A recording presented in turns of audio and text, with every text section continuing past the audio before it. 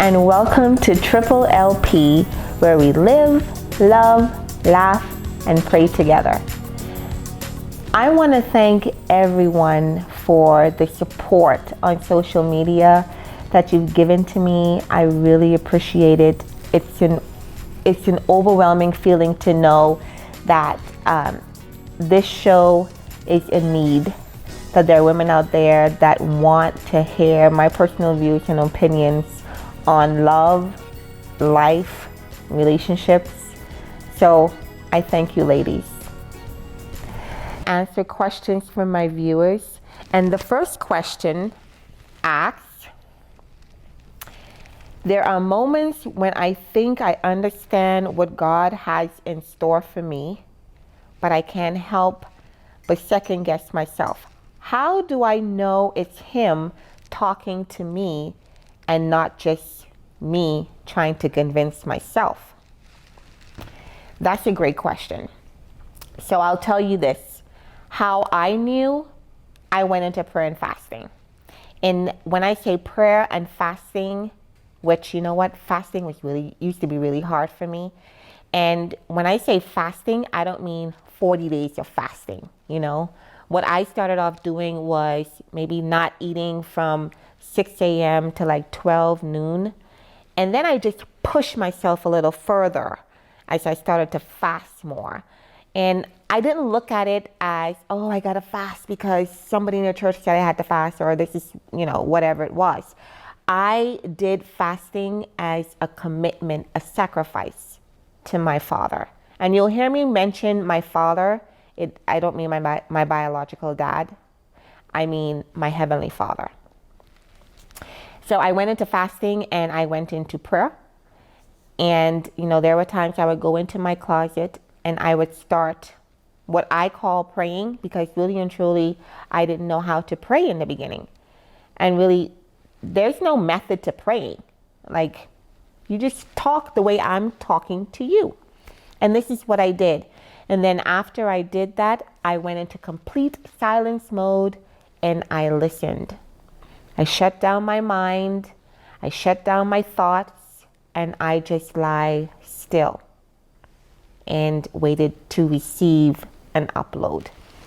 And that happened lots of times. And I remember the first time it happened, I was in my closet, and it might have been about 3 or 2 o'clock in the morning. I can't remember. But, you know, I started praying and I told God, I'm like, I don't even know what I'm supposed to say. So I started saying things that I'd heard in the church, you know. And then I said to myself, oh, this isn't working. So then I just started talking. You know, I don't know you. I want to get to know you. I see everyone loves you, and I want to love you like them. And I just started talking, and then I just was still. And then I heard something, and I didn't know what it was. And so I just lie still, and then things just started coming to me like a flood, you know. But once you do that, then you'll be able to, you know, recognize when it's just your subconscious talking or talking to yourself, or when your Father is actually speaking to you. And He will confirm everything that you've heard. Like, He'll confirm it with other people, and you'll know that, hey, that was the voice of God telling me to do that. Like, you get this feeling on the inside. It's so indescribable, but you get this joy in your spirit. It's just overwhelming. And I get goosebumps and my hair stand up, but you'll have your own thing, because everyone is unique. Your relationship with Him is very unique. So it's like no other. But that's how you can differentiate between who's talking, whether it's Him or whether it's just you. And you'll have that feeling within your gut. Trust it. That's why it's there. So let's move on to the other question. And it asks, does everything I do depend on when and how I meet my husband? Girl, no. And I say no because if I said yes to that, it would make you feel like you have to be perfect, because that's what we're taught, right? So if you want to meet your husband, you have to do this and you have to do that. And you should pray, and you should be celibate until you meet him, and you should go to church 5 times a week, and you shouldn't eat pork, and you shouldn't eat, it's just too much red tape. And I think when I first started into it, I was like, what? Let me tell you, when they told me that I had to be celibate, first of all, I didn't even know what celibacy was. I ain't gonna lie. And then I was like, what? No way am I doing that.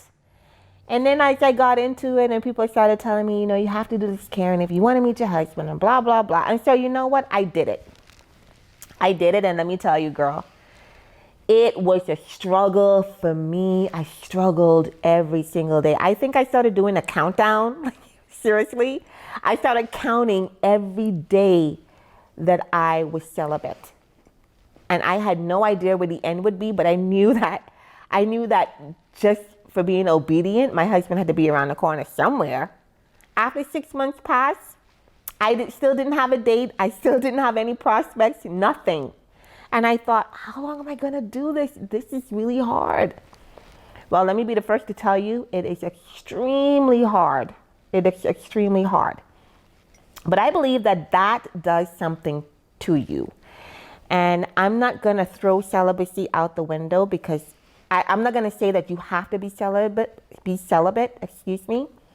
but I am going to say that it is a great experience to be celibate and to get to know who you are, because you can't know the type of man you want and what you're looking for in a man, or in a husband, I should say, until you know yourself. And celibacy does that. It also helps weed out a lot of the guys that you're dating that you'd only waste your time with anyway. So when I met guys and I tell them I was celibate, they'd be on their way and I'd be fine with me. But it helps you to weed those type of guys out. So celibacy helped me to understand who I was as an individual and as a person, and what I was looking for, and things that I would put up with and things that I would not put up with. And let me tell you, I knew that I wouldn't put up with a lot of stuff. But then going back to your question, do I have to be celibate to meet my husband? No, girl, you really don't. And a lot of people are going to hate me for this, but I'm just going to be honest. I wasn't celibate when I met my husband. I wasn't celibate. I wasn't celibate when I met him. But I'll tell you what I was. I was in an awesome relationship with my father. I'd already done the celibacy walk, and I was dating. Mind you, I was not sleeping around. I don't say go out there and, spread legs everywhere, But I wasn't being celibate, but I knew who I was. I knew who I was in him. And I knew that the right person would come along for me. But I wasn't counting it out. I was no longer telling people I was celibate anymore. But I was just comfortable in my skin now. I'd done that and I was comfortable. So when I met my husband finally, I wasn't celibate. It was a struggle for me. And you can't expect to be perfect before all this stuff happened. But what I do believe is that there are some things that are in us that need to change, because especially when you've been single for such a long time, or you are single and you want to be married, well, there are some things that you have to do on the inside to accommodate being married. Like, you have to change your whole mindset. So I remember one day this gentleman said to me while I was celibate, he said, why are you still single? And I thought, because God didn't send me a husband. And he said, well, did you tell him what you wanted? And then I thought, no, I just thought he would just give me something. He said, so you just want anything? And I thought, not really. He said, well, you got to write it down. What do you want? And so he said, go home, write it down, and tell God what you wanted. So I went home and I wrote down all the things that I wanted my husband to be. And I didn't write like he had to drive a Lamborghini or anything, or had to be a VP at a 500 Fortune company. I didn't write crazy things like that. What I did right was what I wanted my husband to be on the inside. I wanted him to be compassionate. I wanted him to be a people person, to love people, have compassion for people. I wanted him to love me especially, and to be able to deal with my kids. I wanted him to just be a great person and to, have a strong belief in my father. I wanted him to be that, because if he was the man that was going to be the captain of my ship, I would always say, then I had to know that he was actually being led spiritually, and that I would then follow. So that was one of the things that I was not willing to compromise. So you have to know what it is that you would like to compromise with, and things that you don't, or you just absolutely won't compromise. And if you meet someone and that's like, if they don't have that, then you need to learn how to walk away from that. If you know that you're not going to tolerate someone smoking, don't fall in love with a man that smokes. You're compromising that. Like, walk away from that. That's not what you want. And you have to do that. You can't be in a desperate state to be like, oh, I want a man, I want to get married, so I'm willing to take whatever. Any guy walks along and say, hey, you're my wife, girl, run far. I can't tell you how many guys did that to me. But I didn't fall for it. So you can't fall for that stuff. You have to know what it is that you ask for, because he'll deliver that. He's delivered it all to me. But back to the question, no, I didn't have to. I didn't have to do it. Now, I'm not saying that you don't have to do it, but that's, everyone's walk is going to be completely different. Okay. Let's move on to the next question.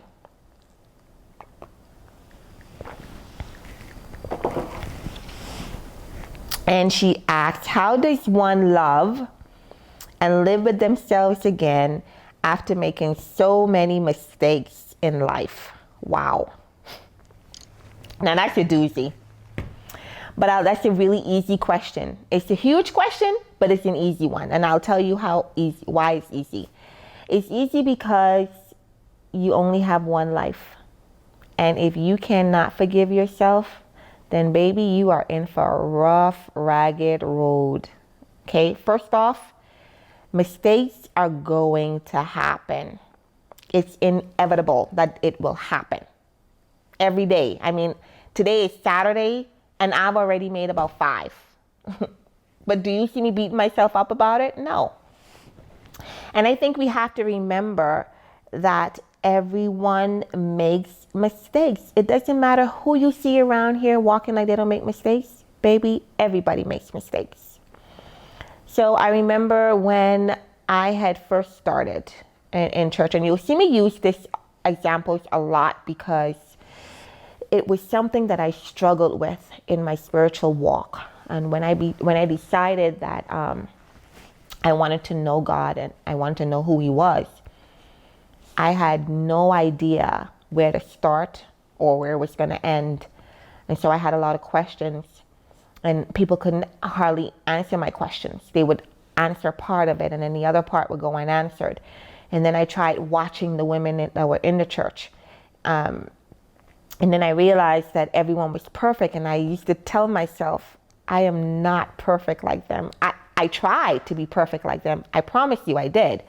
But it did not work out. Perfection was not for me. But then I learned that perfection is not for them either. Like, they are not perfect. Everybody struggles with something. I struggled, they're struggling. It's like we all struggle, but we struggle with different things. So I struggle with fornication. They probably struggling with something else. Alcohol, drugs, smoking, lying, cheating, stealing. People struggle with different things, and unfortunately, fornication was my struggle. And so I'd see, other Christian women, and they were handling it like it was nothing. And it made me feel really, really bad. It really did. And I remember my apostle used to just pray that God would hurry up send me a husband so that I won't fornicate.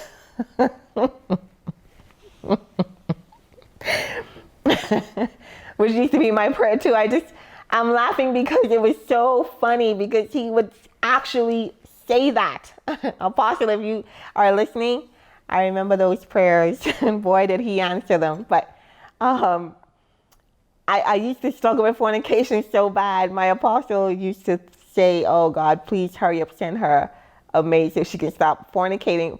But now I have other struggles. I'm married, but I have other struggles. And so I say that to say, you're not going to be perfect. Everyone struggles. So pick yourself up, dust yourself off, and continue on your journey.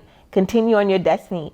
Don't allow that to hold you down and weigh you down, because that's what the enemy wants. He wants to keep you down so that you don't go anywhere. So you stay in the mud and you just stay there. But you got to get up from there and wash yourself off. I mean, a righteous man falls how many times, they said? 700 times? But he picks himself back up. You know, and that's what you have to learn how to do. That's a part of life. We're all going to make mistakes, you know, and it doesn't matter with what, you're going to make a mistake. So remember, these are only my personal experience, my views and opinions. You are welcome to leave a comment below. I want this to be an open forum for women from all walks of life to chime in, share your experiences, share your responses, because I believe that we should help each other. Women helping women, because there are some women that might be on a path that I was on, and she could be lost. And so here I am to tell you my experience about how I got myself out. It may work for you, it may not work for you, but you know that there are other options out there for you. So I am no way claiming to be an advisor, a psychologist. I'm just Karen with experiences. And you are welcome to share yours. I will read every comment, and I will also bring up those comments as I did today on the show.